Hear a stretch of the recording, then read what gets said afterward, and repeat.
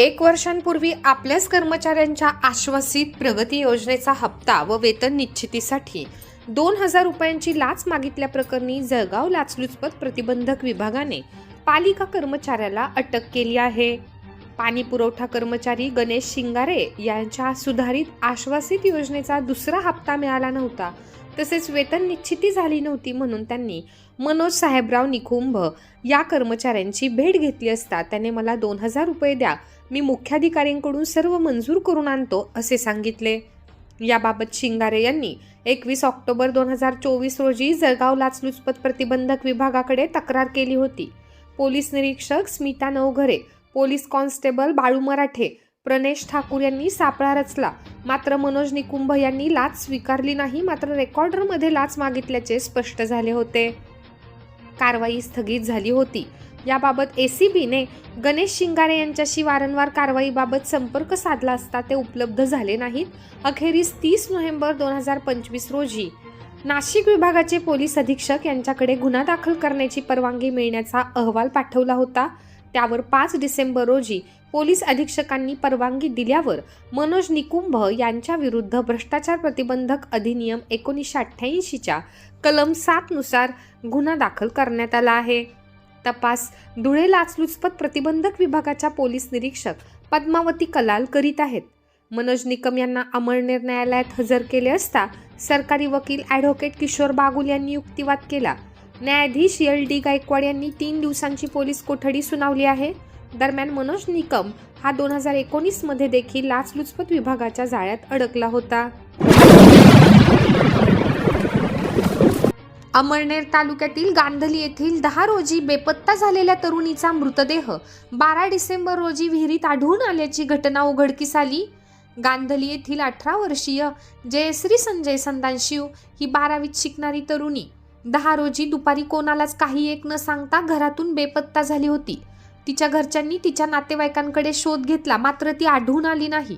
12 रोजी दुपारी 12 वाजता जयश्रीच्या वडिलांना सुनील पाटील यांचा फोन आला की गांधली येथीलच धनंजय कुलकर्णी यांच्या शेतातील विहिरीत एक मुलीचा मृतदेह दिसून येत आहे.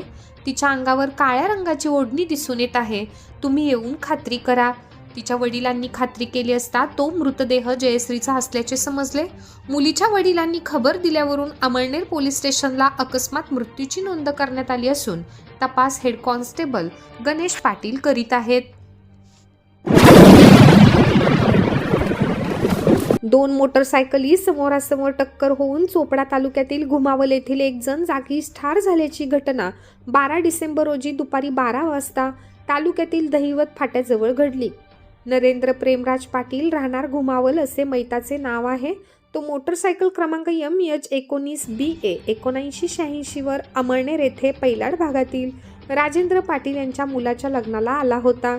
सकाळी 11:30 वाजेला तो भेटून चोपडा येथे काम असल्याने परत चोपडाकडे जाण्यासाठी निघाला असताना दुपारी 12 वाजण्याच्या सुमारास चोपडाकडून अमळनेरला येणाऱ्या मोटरसायकल क्रमांक MH19EC 2213 हिच्याशी समोरासमोर धडक झाल्याने दोन्हीही खाली पडले.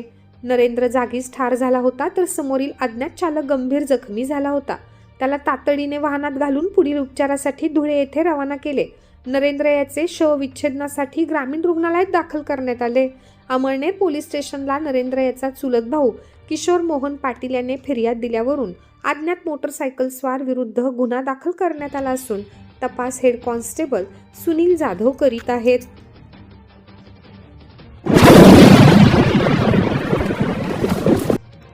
अमळनेर येथील दिनेश बागडे याने पुणे येथे झालेल्या 4थ्या राज्यस्तरीय पॅरा पॉवर लिफ्टिंग स्पर्धेत 105 किलो वजन गटात सुवर्ण पदक मिळवले आहे. दिनेश बागडे याची 16 ते 18 जानेवारी 2026 रोजी उत्तराखंड येथे होणाऱ्या राष्ट्रीय पॅरा पॉवर लिफ्टिंग स्पर्धेसाठी निवड झाली आहे.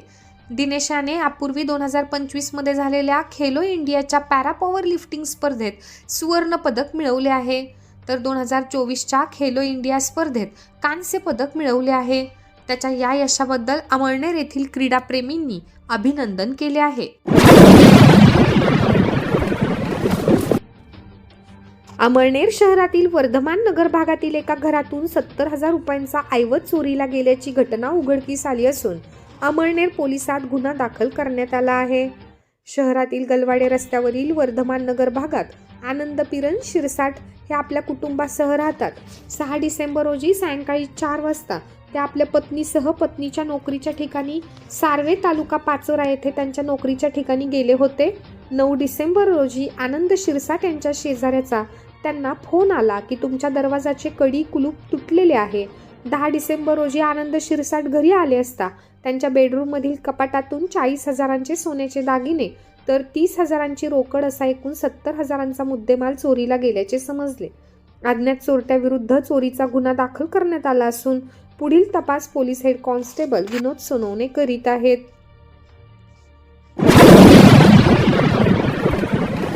खान्देश शिक्षण मंडळाच्या त्रैवार्षिक निवडणुकीसाठी उद्यापासून म्हणजे 13 डिसेंबर पासून उमेदवारी अर्ज स्वीकारले जाणार आहेत.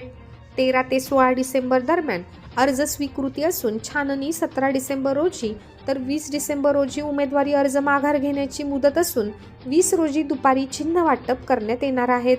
तर मतदान 4 जानेवारी 2026 रोजी होणार आहेत तर मतमोजणी 5 जानेवारीला होणार आहे. या निवडणुकीसाठी आशीर्वाद पॅनलची घोषणा झाली असून विरोधात दुसऱ्या पॅनलची जुळवाजुळव सुरू आहे. त्यामुळे दुसऱ्या पॅनलकडे सभासदांचे लक्ष लागले आहे.